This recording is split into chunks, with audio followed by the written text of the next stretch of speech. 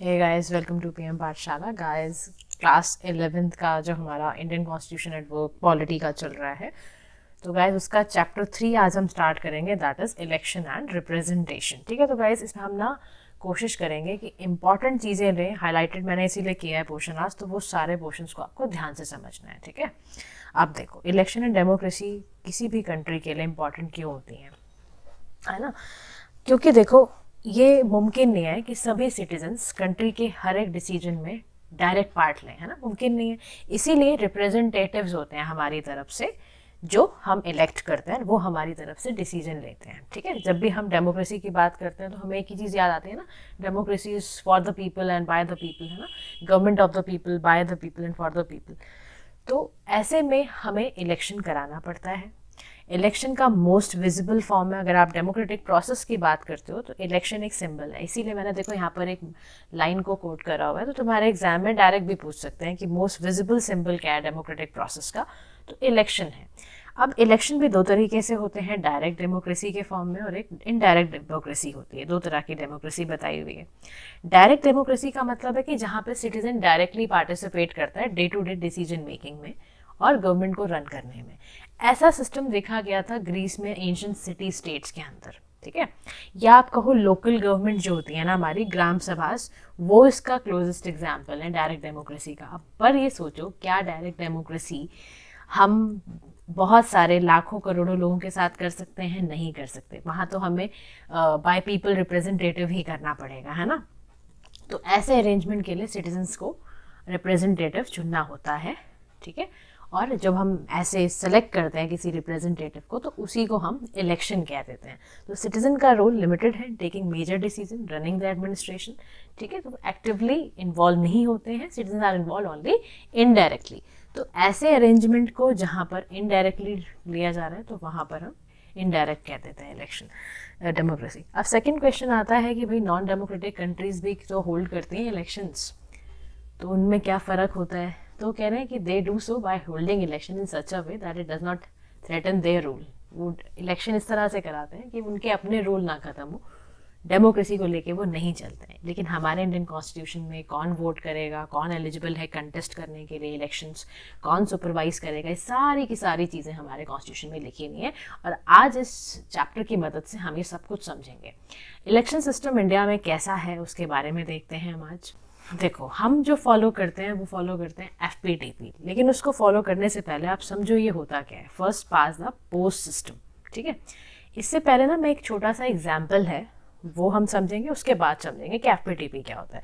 देखो, एक ना हिस्टोरिक मूवमेंट हुई इंडियन डेमोक्रेसी में जब लोकसभा के इलेक्शन से 1984 में। बहुत ध्यान से समझना, कांग्रेस पार्टी ने उस वक्त 415 वोट्स उन्हें मिले आउट ऑफ 543 सीट्स में से, उनको 415 विनिंग सीट्स मिली, यानी कि मोर देन 80% उनके पास seat I.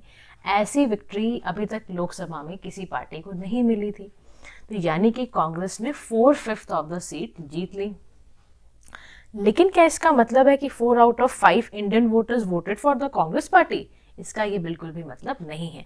Congress party actually got 48% of the votes only. इसका मतलब 48% ने ही वोट किया था in favour of Congress party candidate के। बाकी के जो still manage with more than 80% of the seat in the Lok Sabha, उसके लिए आपको एफपीटीपी का सिस्टम समझना पड़ेगा, तब ये बात समझ आएगी। हमारी कंट्री में एक special method of election follow किया जाता है। कैसे किया जाता है समझो। हमारी कंट्री को 543 कॉन्स्टिट्यूएंसीज में डिवाइड करा जाता है। हर कॉन्स्टिट्यूएंसी को इलेक्ट करने के लिए एक रिप्रेजेंटेटिव होता है। जो भी candidate highest number of vote secure करता है, उस कॉन्स्टिट्यूएंसी में उस कैंडिडेट को क्या करा जाता है? डायरेक्ट डिक्लेयर्ड इलेक्टेड कर दिया जाता है। लेकिन इसमें कह रहा है कि it is important to note that in this system whoever has more votes, मतलब समझ लो कि अगर 5 लोगों कैंडिडेट से इसके सबसे ज़्यादा वोट्स होंगे, वो विनिंग कैंडिडेट होगा। और विनिंग कैंडिडेट के लिए ये भी ज़रूरी नहीं है कि उसको मेजॉरिटी ऑफ वोट की ज़रूरत पड़े। तो ऐसे सिस्टम में जहाँ विनिंग कैंडिडेट को मेजॉरिटी ऑफ वोट्स की ज़रूरत नहीं पड़ती है जीतने के लिए, सिर्फ इतना ही काफ़ी है कि औरों से उसके ज़्यादा है, that is called the FPTP system. मतलब इलेक्टोरल रेस में the candidate who is ahead of others, who crosses the winning post, first of all the winner, उसी को हम, अच्छा, एफपीटीपी सिस्टम को ही हम प्लूरलिटी सिस्टम भी बोलते हैं। जिसमें हम हमारे इलेक्शन में जो भी है ना, कॉन्स्टिट्यूशन में यही वाला प्रिस्क्राइब करा हुआ क्या ना। अब आप चलो वही वाले एग्जाम्पल पे जहां हमने 1984 के कांग्रेस के इलेक्शंस के लिए देखा था। तो Congress party won greater share of seats than its share of votes, है ना। तो इसमें क्या हुआ था, सारी कॉन्स्टिट्यूंसी का मिला के this equal less than 50% of the votes, but there are several candidates, the candidates winning candidates में often get much less than 50% of the vote. The vote that go, all the losing candidate go waste for those candidate, है ना। तो parties get no seat from those votes. So suppose a party gets only 25% of the votes in every constituency, but everyone else get even less vote. इस case में party को कितना चाहिए जीतने के लिए, with only 25% वोट चाहिए और इवन लेस, ठीक है। तो ऐसे पार्टी जीत जाती है। समझे आप मेरी इस बात को कि कांग्रेस पार्टी को उस वक्त क्या हुआ था, they won greater share of seats than its share of votes, vote से ज़्यादा उनको क्या मिल गया था, सीट्स का शेयर ज़्यादा था, ठीक है। Many because in many of the constituencies में कैंडिडेट्स जीते और they secured even less than 50% vote, पर बहुत सारे सेवरल कैंडिडेट्स थे जिसके इनसे भी कम थे। तो ऐसे का जो वोट होता है लूजिंग कैंडिडेट्स का, वो वेस्ट फॉर दोज कैंडिडेट जो कि जिन्हें कोई भी सीट नहीं मिली है। तो ऐसे में 25% जैसे एग्जाम्पल के फॉर्म में भी दिया हुआ है। तो इस हिसाब से वहाँ पर उसके लिए हम कह रहे हैं कि 48% उनकी टोटल जीत हुई थी एफपीटीपी सिस्टम में। अब चलते हैं पीआर सिस्टम के बारे में जानते हैं, दैट इज प्रोपोर्शनल रिप्रेजेंटेशन। तो देखो, let us compare this to how elections Israel में कैसे होता है और वो और डिफरेंट सिस्टम ऑफ इलेक्शन क्यों है। तो इजराइल में once the votes are counted, हर पार्टी को उसका शेयर अलॉट किया जाता है पार्लियामेंट में, proportion of its share of votes. जैसे हमने वहाँ पर क्या पढ़ा था, सीट्स का शेयर, यहाँ पर हम क्या कर रहे हैं कि शेयर ऑफ वोट्स कितने आए हैं उस हिसाब से पार्लियामेंट में सीट मिलेगी। यानी कि हर पार्टी को अपना कोटा ऑफ सीट्स फिल करना होता है by picking those of its nominees और फ्रॉम अ प्रेफरेंस लिस्ट, और फिर डिक्लेयर किया जाता है बिफोर द इलेक्शन, आपको ये लिस्ट बना के भेजनी होती है। ऐसे सिस्टम को हम प्रोपोर्शनल रिप्रेजेंटेशन कहते हैं, और ऐसे सिस्टम में पार्टी को same proportion of seat as is proportion of votes होना चाहिए। तो अब इसमें ना वेरिएशन भी है। देखो, जैसे कुछ कंट्री इजराइल और नीदरलैंड है ना, तो ये क्या करती हैं, अपनी इंटायर कंट्री को एक कॉन्स्टिट्यूएंसी ट्रीट करती हैं और सीट्स एलोकेट कर देती हैं हर पार्टी को according to its share of votes in the national elections. और दूसरा मेथड भी है इसमें, दूसरा मेथड ये है कि कंट्री को सेवरल मल्टी मेंबर कॉन्स्टिट्यूएंसीज में डिवाइड करा जाता है। ऐसा मेथड अर्जेंटीना और पोर्टुगल में है। हर पार्टी को लिस्ट ऑफ कैंडिडेट कॉन्स्टिट्यूएंसी से, हर कॉन्स्टिट्यूएंसी से प्रिपेयर करनी होती है depending upon how much they have to be elected from that constituency. तो दोनों में ही वेरिएशन आप देख रहे हो, दोनों में वेरिएशन है ना, आप वेरिएशन महसूस कर पा रहे हो कि कैसे वेरिएशन है। वेरिएशन यहाँ पे इजराइल वाले में क्या है कि वो पूरी कंट्री को ही कॉन्स्टिट्यूएंसी बनाते हैं और सीट्स को एलोकेट कर देते हैं हर पार्टी की अकॉर्डिंग टू जो भी उनका नेशनल इलेक्शंस में शेयर ऑफ वोट्स है। यहाँ पर मामला थोड़ा दूसरा है। यहाँ पर क्या होता है, कंट्री को मल्टी मेंबर कॉन्स्टिट्यूएंसीज में डिवाइड किया जाता है। और कहाँ फॉलो हो रहा है, अर्जेंटीना पोर्टुगल में। यहाँ पर हर पार्टी को list of candidates her constituency से देना होता है कि जितने वहाँ से वो इलेक्ट कराना चाहते हैं उस हिसाब से। तो दोनों में variation, voter exercise their preference for a party and not a candidate. यहाँ पर क्या है, यहाँ पे जो वोटर होगा वो पार्टी को प्रेफर करेगा रादर देन अ कैंडिडेट। जैसे एफपीटीपी में कैंडिडेट को प्रेफरेंस मिलती है। तो seats in the constituencies are distributed किस बेसिस पे, कि जो भी पार्टी कितना on the basis of votes कितना पोल किया है। तो दस representative from a constituency would and do belong to different parties से बिलोंग करते हैं। ऐसा होता है। लेकिन इंडिया में क्या है, इंडिया में हमने ऐसा नहीं है कि प्रोपोर्शन सिस्टम नहीं फॉलो करा है। इंडिया में हमने प्रोपोर्शन सिस्टम भी फॉलो करा है, पीआर सिस्टम है, लेकिन हमारे ये इनडायरेक्ट इलेक्शंस में लिमिटेड स्केल में यूज होता है। हमने अपने कॉन्स्टिट्यूशन में प्रिस्क्राइब करा है कि ये third and complex variation of जो पीआर सिस्टम है वो वाइस प्रेसिडेंट, प्रेसिडेंट और इलेक्शन ऑफ राज्यसभा, विधान परिषद के इलेक्शंस में हम यूज करें। और समझने के लिए और क्लैरिटी लेने के लिए बहुत सुंदर ये डायग्राम दिया हुआ है, आपके एग्जाम्स में भी पूछ सकते हैं कि differentiate between the FPTP and PR system of elections. FPTP का मतलब है कि हम क्या करते हैं, कंट्री को डिवाइड करते हैं स्मॉल ज्योग्राफिकल यूनिट्स में, जिसको हम क्या बोल देते हैं, डिस्ट्रिक्ट या फिर कॉन्स्टिट्यूएंसीज। ठीक है, ये होता है एफपीटीपी में। पीआर सिस्टम में क्या होता है, एक लार्ज ज्योग्राफिकल एरिया को आप डिमार्केट कर रहे हो एज अ कॉन्स्टिट्यूएंसी और एंटायर कंट्री को आप एक सिंगल कॉन्स्टिट्यूएंसी बना के चल रहे हो, एंटायर कंट्री को। ठीक है, एफपीटीपी में सभी कॉन्स्टिट्यूएंसी एक रिप्रेजेंटेटिव को इलेक्ट करती हैं। यहाँ पर मोर देन वन रिप्रेजेंटेटिव एक कॉन्स्टिट्यूएंसी से इलेक्ट होता है। एफपीटीपी में voter vote for a candidate करता है, यहाँ पर पीआर सिस्टम में वोटर वोट करता है फॉर अ पार्टी। ठीक है, नेक्स्ट डिफरेंशिएशन है कि party may get more seats than votes in the legislature. आपने देखा ना अभी जब कांग्रेस का एग्जाम्पल आप पढ़ रहे थे तो पार्टी को सीट्स ज्यादा मिली थी than votes in the legislature. ऐसे ही पीआर सिस्टम में क्या होता है, every party gets a seat in the legislature in proportion to the percentage of vote they gets. मतलब यहाँ पर क्या है कि कितनी सीट मिली है और प्रपोर्शन में percentage of votes they gate, दोनों चीजों का प्रपोर्शनेट करा जाता है, इसीलिए इसका नाम प्रोपोर्शनल रिप्रेजेंटेशन है। ठीक है, यहाँ पर candidate who wins the election में not get majority 50% plus votes, फिर भी वो कैंडिडेट विन होता है। यहाँ पर कैंडिडेट को मेजॉरिटी ऑफ वोट लेने पड़ते हैं जीतने के लिए। एफपीटीपी सिस्टम आज की डेट में यूके इंडिया में फॉलो हो रहा है, पीआर सिस्टम इजराइल नीदरलैंड में फॉलो होता है। तो this is how you need to write this answer. अच्छा, क्या हमारे यहाँ पीआर वर्क करता है? तो मैंने आपको बताया 4 पोजीशंस पे हमने देखा ना कि फॉलो हो रहा है। राज्यसभा के इलेक्शन में पीआर सिस्टम हमारे यहाँ थर्ड वेरिएंट कैसे इस्तेमाल करते हैं समझो। राज्यसभा में हम single transferable vote system STV follow करते हैं राज्यसभा के इलेक्शन में।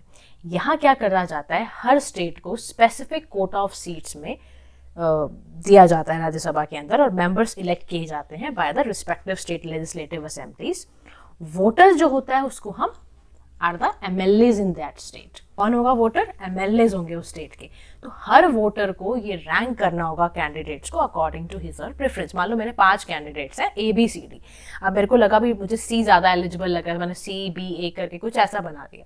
तो विनिंग कैंडिडेट को डिक्लेयर करने के लिए उसको मिनिमम कोटा वोट्स चाहिए होंगे और उस मिनिमम कोटा ऑफ वोट्स निकालने के लिए ये फॉर्मूला अप्लाई किया जाता है, total votes polled upon total number of candidates to be elected +1 bracket बंद एंड +1।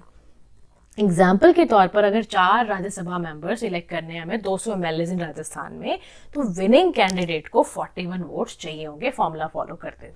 तो अगर वोट्स काउंट हुए in basis of first preference vote secured by each candidate, फिर उसके बाद वोटिंग हुई, सिक्योर जिसने भी फर्स्ट प्रेफरेंस वोट आ रहा है, होती गई काउंटिंग, है ना, करते गए, required number of candidate fail to fulfil the quota जो नहीं करते हैं। तो क्या होता है, जैसे मान लो कि ना मैंने ABCD में से मैंने CDBA को लगाया, A को मैंने छोड़ दिया, A को बहुत ही ज़्यादा लो वोट्स मिले। अब वो तो वेस्ट ना जाए, तो उस A के वाले जो वोट्स हैं वो आगे पीछे जो प्रीसीडिंग कैंडिडेट होगा उसको दे दिए जाते हैं। ठीक है, यहाँ पे लिख भी रहा है कि after counting all first preference vote required number of candidates failed to fulfill the quota, so candidate who secured the lowest of first preference is eliminated and their votes are transferred to those mentioned in the second preference on those ballot paper। ठीक है, ऐसा process तब तक चलता रहता है जब तक कि कैंडिडेट इलेक्ट डिक्लेयर ना हो जाए। ठीक है, ऐसा हम फॉलो करते हैं राज्यसभा के इलेक्शंस। अब क्वेश्चन ये आता है, इंडिया ने FPTP सिस्टम को अडॉप्ट क्यों किया? क्योंकि देखो पीआर सिस्टम सबके बस की बात नहीं थी। अभी आपने भी समझा होगा तो थोड़ा मुश्किल लग रहा होगा, कॉम्प्लिकेटेड सिस्टम है, स्मॉल कंट्री में which may work in the small country, but इतना बड़ा सब कॉन्टिनेंट लाइक इंडिया, यहाँ पॉपुलैरिटी सक्सेस पॉसिबल नहीं हो पाता पीआर सिस्टम का। FPTP इज मच सिंपलर, क्योंकि वोटर को कॉमन वोटर को क्या चाहिए कि भाई सामने मेरा एक कैंडिडेट है, उस पर वोट करके मैं आ जाऊँगा। एक्सट्रीमली सिंपल है, कोई स्पेशलाइज नॉलेज पॉलिटिक्स इलेक्शंस की नहीं चाहिए, क्लियर चॉइस होती है वोटर के पास टाइम ऑफ इलेक्शन, इंडोर्स कर सकता है अपना वो जो भी सिंपली इसको करना होता है। वोटर्स को ज़्यादा importance party of the candidate और बैलेंस द टू, वो कुछ भी कर सकता है यहाँ पर, उसकी पूरी चॉइस है कि वो पार्टी को करे या स्पेसिफिक कैंडिडेट को करे। As a result there is no one representative who represents and responsible for one locality ना। तो in constituency based system like FPTP voters know who their own representative और कैसे उनको अकाउंटेबल करना है, ये सारा उनको पता होता है। यहाँ पर देखो बहुत ही अपोजिशन कम होती थी, तो उसके लिए लिखा हुआ है कि वो सुनने की कोशिश कर रहे हैं कि वो क्या कहना चाह रहा है अपोजिशन। अब लेकिन मेकर्स ऑफ इंडियन कॉन्स्टिट्यूशन को ये भी लग रहा था कि पीआर बेस्ड इलेक्शंस हमारी स्टेबल गवर्नमेंट के लिए भी नहीं पॉसिबल है। पार्लियामेंट्री सिस्टम आगे हम चलेंगे तब मैं आपको पूरी तरह समझाऊंगी, अभी सिर्फ इतना समझो जहाँ पर हेड प्राइम मिनिस्टर होता है, रियल पावर्स प्राइम मिनिस्टर के पास होती है और आपकी नॉमिनल पावर्स प्रेसिडेंट के पास होती है, वो पार्लियामेंट्री सिस्टम है और डिटेल में पढ़ेंगे हम नेक्स्ट चैप्टर में। बट इतना समझो कि पीआर बेस्ड इलेक्शन की वजह से हमें स्टेबल गवर्नमेंट नहीं मिलती, तो ये एक कारण था। फिर पीआर सिस्टम में ना कोई भी क्लियर मेजॉरिटी नहीं मिलती, क्योंकि on the basis of share of votes होता, जबकि एफपीटीपी में क्या होता on the basis of number of your seats. तो उसकी वजह से हमें प्रॉब्लम हो सकती थी, है ना। तो एफपीटीपी ये भी इनकरेज करता है कि voters from different social group, तो ये भी हमारे लिए इंपॉर्टेंट था। डाइवर्स कंट्री लाइक इंडिया, वहाँ पे पीआर सिस्टम एक ही community one nation wide party खड़ा कर देता, तो हमारे लिए दिक्कत हो जाती। एफपी सिस्टम सिंपल था, फैमिलियर था ऑर्डिनरी वोटर्स के लिए, और clear majority centre state level पे मिल जाती थी, तो ये इंपॉर्टेंट था। किसी भी कास्ट कम्युनिटी से कोई भी निकल के यहाँ पे इलेक्ट कर सकता है। इवन हमने there are two major competitors for power and power is often shared by the same. 1989 से पहले तो हमारा पास ऐसा होता था कि भाई कांग्रेस ही वन पार्टी डोमिनेंस था, बाद में 1989 के बाद मल्टी पार्टी कोलिशंस भी बनने लग गए थे, लाइक दैट, है ना। ये कह रहा है कि rise of coalition has made it possible for new and smaller parties to enter into electoral competition in spite of the FPTP system. तो ये भी ऐसा भी इसमें मतलब दोनों चीज़ें बता रहा है कि एडवांटेज और डिसएडवांटेज भी। अच्छा, अब रिजर्वेशन ऑफ कॉन्स्टिट्यूएंसी पे चलते हैं। ये कह रहा है कि एफपीटीपी जो था electoral system can mean that dominant social group और कास्ट जो है ना वो सब जगह जीत जाएंगे। तो ना बहुत ज़्यादा ऐसा इन पे क्रिटिसिज्म आया, डिस्क्रिमिनेशन पे भी इनके आरोप लगे एफपीटीपी सिस्टम पे, ये तो सोशल ग्रुप को ऑप्रेस कर रहा है और उनको अनरिप्रेजेंट रख रहा है। तो ये इशू उठा, तो पता था भाई पहले से ही हमारे जो कॉन्स्टिट्यूशन मेकर्स थे they are very far sighted people, तो उन्होंने डिबेट करा। इंडिपेंडेंस से पहले ब्रिटिश गवर्नमेंट ने इसीलिए इंट्रोड्यूस किया था, आपको याद होगा, सेपरेट इलेक्टोरेट। इसका मतलब क्या है कि electing for representative from a particular community, और वहीं पर जो वोटर होगा वो भी would be eligible for belong to that community. तो बहुत सारे मेंबर्स ने इसमें फियर दिखाया कि not suit to our purposes, तो फिर उन्होंने कहा कि हम सिस्टम ऑफ रिजर्व्ड कॉन्स्टिट्यूंसी बना देंगे, इसमें हम all voters in a constituency are eligible to vote, पर the candidate must belong to a particular community का होना चाहिए, ताकि उसकी सीट भी रिजर्व रहे और वो उन लोगों को भी रिप्रेजेंटेटिव कर पाए, है ना। तो ऐसा इन्होंने क्राइटेरिया रख दिया। फिर कॉन्स्टिट्यूशन ने कुछ सीट्स भी रिजर्व करने लगे शेड्यूल कास्ट, शेड्यूल ट्राइब्स की, ताकि इनको भी रिप्रेजेंटेशन मिले, है ना। तो provision was made initially for a period of 10 years, then उसको फिर आगे सक्सेसिव तरीके से आगे एक्सटेंड करते गए। उसके बाद यहाँ पर है कि मान लो क्वेश्चन आता है कि ना कॉन्स्टिट्यूंसीज को रिजर्व कौन करता है, डिसीजन कौन लेता है उसके बेसिस पे, तो ध्यान रखना कि इंडिपेंडेंट बॉडी है। डिलिमिटेशन कमीशन क्या है, एक इंडिपेंडेंट बॉडी है, इसको प्रेसिडेंट ऑफ इंडिया अपॉइंट करता है, जो वर्क करती है collaboration with ECI, that is election commission of India. इसका एक ही पर्पस क्या है कि drawing up the boundaries of all constituency all over the country, quota decide करना किसके लिए कितना फिक्स करना है, डिलिमिटेशन का SC/ST स्टेट के लिए, drawing the boundary, delimitation commission composition of population check करता है हर कॉन्स्टिट्यूंसी की, दोज कॉन्स्टिट्यूंसी जिसमें ST ज़्यादा है तो उनके लिए रिजर्व कर देता है सीट्स, फिर in case of schedule caste फिर उसके हिसाब से हो जाता है, तो फिर पिक्स कॉन्स्टिट्यूंसी डाटा पर हायर प्रपोर्शन ऑफ उस हिसाब से करता है। तो constitution does not make similar reservation for the disadvantage groups. तो ऑफ लेट उन्होंने क्या करा कि भाई स्टेट असेंबलीज में देखा गया कि वुमेन सीट्स बहुत कम है, स्ट्रॉन्ग डिमांड आई, तो फिर उन्होंने कहा कि भाई कम से कम 1/3 सीट तो रिजर्व करो वुमेन के लिए, ठीक है। तो फिर लोकल रूरल बॉडीज़ में, अर्बन लोकल बॉडीज़ में सब जगह पर करने लगे। उसके बाद देखो फिर ना कहीं भी इलेक्शन हो रहा है, किसी भी इलेक्शन सिस्टम का ट्रू टेस्ट कैसे पता चलता है कि भाई उसका free and fair election process है या नहीं है, क्या वो सही मायने में डेमोक्रेसी को ट्रांसलेट कर पा रहा है या नहीं कर पा रहा। तो ये केस था, फिर ये आया। उसके बाद universal franchise and right to contest है कि जितने भी एडल्ट सिटीजन होते हैं वो एलिजिबल होते हैं vote in the election, that is called universal adult franchise. और पहले 1989 से पहले क्या होता था, एज 21 में आपको एलिजिबल होते थे वोटिंग के लिए। उसके बाद 1989 के बाद एज को रिड्यूस करके 18 कर दिया है। तो दोस्त हम जो भी 18 के होते हैं, 18 हो जाते हैं, वो अपना वोटर ID बनवाएं और जब भी आपको मौका मिले आप वोट करने जाएं, ठीक है। तो this is consistent with the, और ये क्यों ऐसा करा गया, क्योंकि equality and non discrimination policy भी तो हमें करनी थी। उसके बाद आता है कि ना in order to stand for Lok Sabha और असेंबली इलेक्शन में जो भी कैंडिडेट है अगर उसको 25 साल का होना चाहिए। कुछ रिस्ट्रिक्शंस तब आते हैं जब कुछ लीगल प्रोविजंस में आपने कुछ गड़बड़ी करी हो, आप इम्प्रिजनमेंट हुआ हो 2 या 2 से ज़्यादा साल, ऐसे ऑफेंसेस में फंसे हो तो कंटेस्ट आप इलेक्शन नहीं कर सकते हो। But restrictions of income, education, class, gender और the right of contest election, ऐसा कुछ भी यहाँ पर ऐसा नहीं होता है, ठीक है। मतलब हमारा जो सिस्टम ऑफ इलेक्शन है is open to all citizens. Next हम पढ़ेंगे इंडिपेंडेंट इलेक्शन कमीशन। आपको पता है इलेक्शन कमीशन एक बहुत इंपॉर्टेंट बॉडी है ना, जो फेयर एंड फ्री इलेक्शन कराती है और ये सुपरवाइज भी करती है, कंडक्ट कराती है इलेक्शन। आर्टिकल 3 to 4 का फर्स्ट क्लॉज है सुपरिटेंडेंस, डायरेक्शन एंड कंट्रोल, है ना, इलेक्टोरल रोल को प्रिपेयर करना, इलेक्शन ठीक से कंडक्ट कराना, पार्लियामेंट लेजिस्लेचर्स के, प्रेसिडेंट के, वाइस प्रेसिडेंट के, ये सब कुछ कराना, तो वो ना इसमें लिखा हुआ है। आर्टिकल 3 to 4 का फर्स्ट क्लॉज।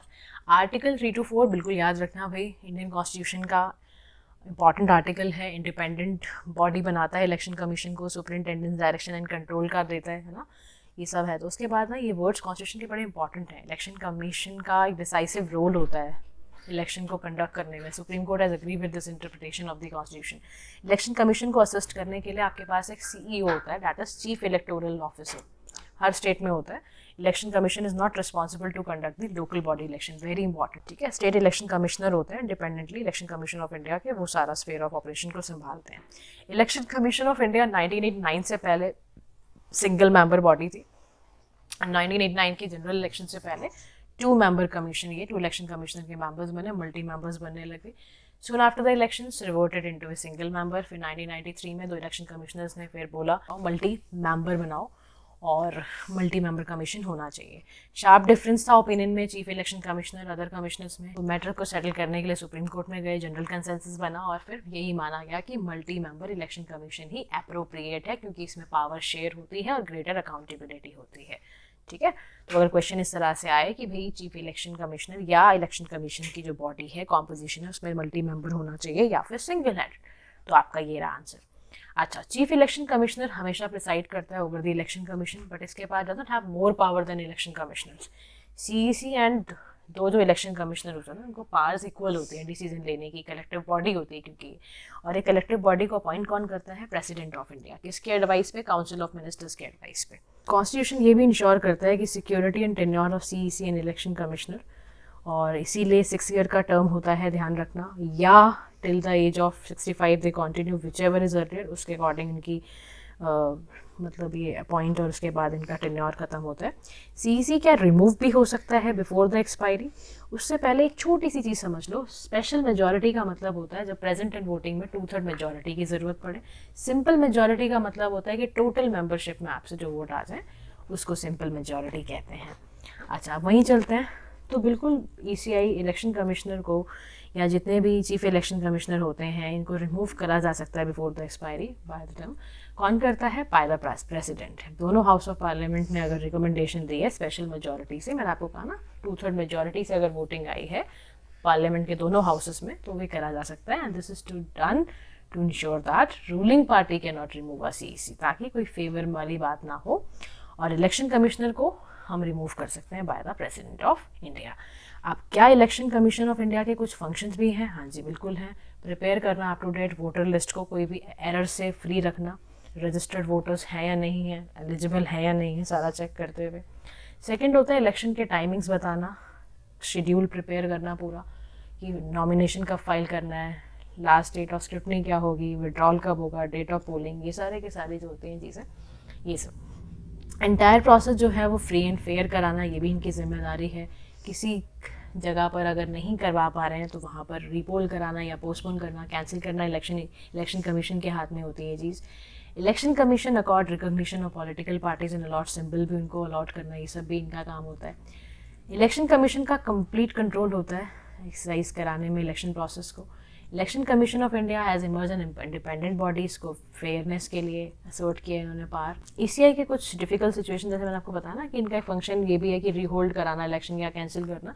तो 2 सिचुएशंस में ऐसा हुआ है, असम और पंजाब जम्मू एंड कश्मीर के इलेक्शन में, जहाँ बहुत मिलिटेंसी की इशू आ गए थे, तो इलेक्शंस नहीं करवा पाए थे। जब आपका प्राइम मिनिस्टर जब राजीव गांधी असैसिनेट हुए थे, तो उस टाइम पे हमें मिडवे इलेक्शंस को पोस्टपोन करना पड़ गया था। ऐसे ही गुजरात में भी हुआ है, गुजरात के असेंबली इलेक्शंस को डिसॉल्व करना पड़ गया था। उसके अलावा election commission decided to postpone election by the state assembly. कुछ इलेक्टोरल रिफॉर्म्स की भी बात आई, कुछ सजेशंस दिए गए कि भाई कुछ रिफॉर्म्स होनी चाहिए ताकि और फ्री एंड फेयर तरीके से इलेक्शन प्रोसेस को इलेक्शन कमीशन करवा पाए।